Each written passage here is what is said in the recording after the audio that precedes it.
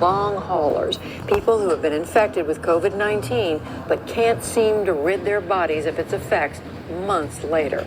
As the number of cases keeps climbing in surges around the country, it means more and more people will be struggling with similar problems. This medical mystery has the medical community scrambling. Stephanie Sy has our report. This is Greg Rosen trying to go for a short run a few weeks ago. Just had to stop because I couldn't breathe. This was Greg Rosen before COVID, sprinting to finish lines in marathons, road races, and relays across the country. Even the other day, the act of folding towels left me breathless. COVID has left me with some nasty migraines. Baltimore middle school teacher Shamir Smith has spent the better part of the last 9 months in bed. It felt like a ghost or a monster had started to inhabit my body. And New Jersey father of 3 and guidance counselor Dane Tabano has terrible brain fog. When it gets bad, I get like this buzzing and ringing in my ears, and my short-term memory is kind of really poor. And he's also struggled with tachycardia, elevated heart rate, since July. That makes it tough for the former University of Michigan wrestler to run his wrestling school. If I actually stood in front of an athlete now and tried to work out with them in a wrestling practice, I don't think I could sustain more than 5 to 10 minutes at this point. But back when I was in the worst of it, I probably wouldn't even do 2 or 3 minutes. These 3 previously healthy individuals are in their 20s, 30s, and 40s and are now suffering long-haul COVID. For me, my experience has been intense acute illness, followed by continued acute illness for months on end. So it's been about 6 months now that I've been sick. Are you somebody that got sick a lot before?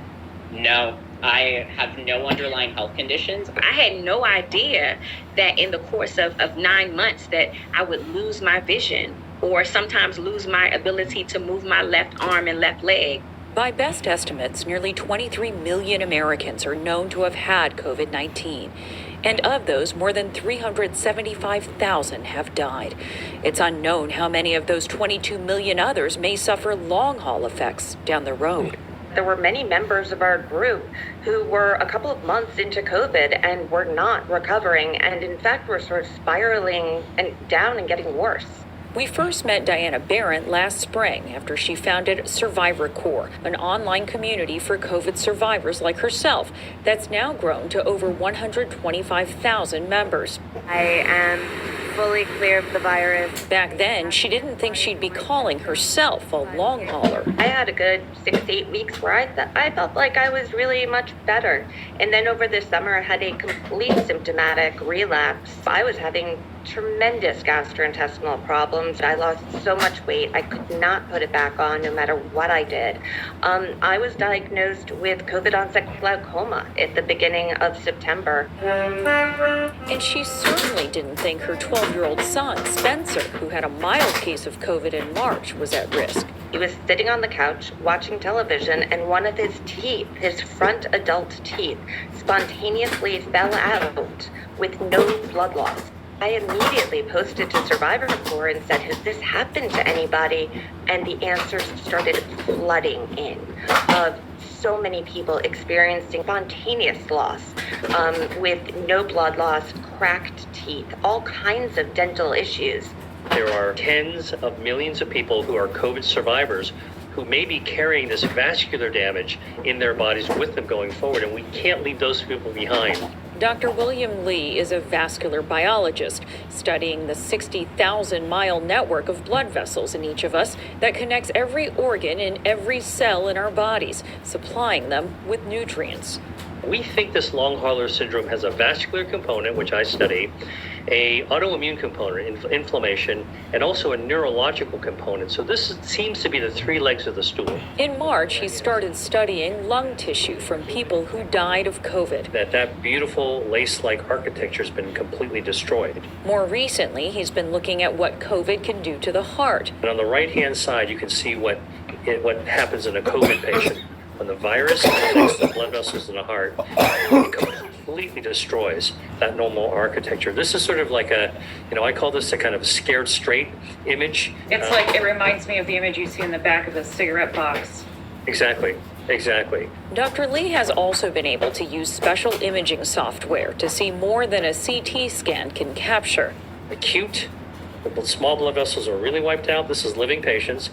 Long-term COVID, better, but not fully recovered. And by the way, this patient's CT scan of their chest was read by the radiologist as completely normal. This is not completely normal. And this particular patient went to get a scan because she was still short of breath. So how is the average person who goes and gets a CT scan and doesn't have you, Dr. Lee, supposed to know whether they have this long-term damage? This is what I'm working on. I mean, literally, this is like a new page of the textbook of medicine, because we need to get the word out that this is the kind of research that is being done to give people an answer that what they're feeling is in fact real. This is a phenomenon that is really quite real and quite extensive. Good morning. At a 2-day virtual conference in early December run by the National Institutes of Health, one thing was clear. Doctors have more questions than answers about this medical mystery. There's definitely still a lot that's unknown. We are flying a little bit blind here. We're not exactly sure what we're looking for. Wondering how much more of this I'll have to go through. Shamir Smith has been through a barrage of tests like this EEG and often been told it's all in her head. For the better part of 9 months, I spent time fighting for my life by myself and trying to get doctors to believe me. And it's been a harrowing journey. I do not want another Black woman to go into a hospital with these symptoms that go on and on and on and seem so never ending, and to be told that she's too smart to know about her body, or that she's too aggressive to take action on what happens to her health. I don't want that for anybody.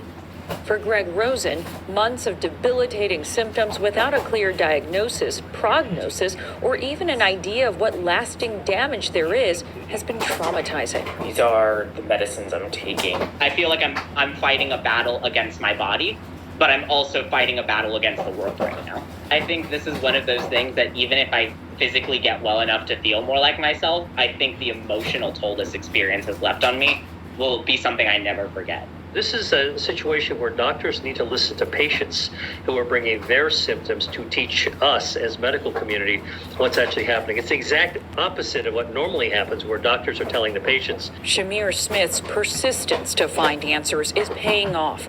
A new diet and medication regimen is making her feel a little better. On my darkest days, in the dark, no light in my room at all, when I couldn't even really see anything, I could not imagine a future for myself. And now I actually can, and I'm happy about that. Well, this is a cliche too, but it sounds like it made you stronger. Yeah, girl. Yes. I was saying that. Don't have me crying up in here. Yes, absolutely. For the PBS NewsHour, I'm Stephanie Sy. Such important reporting. Thank you, Stephanie. And I know we're going to continue to follow this. What a story. And before we go tonight, we return to our lead tonight, and that is to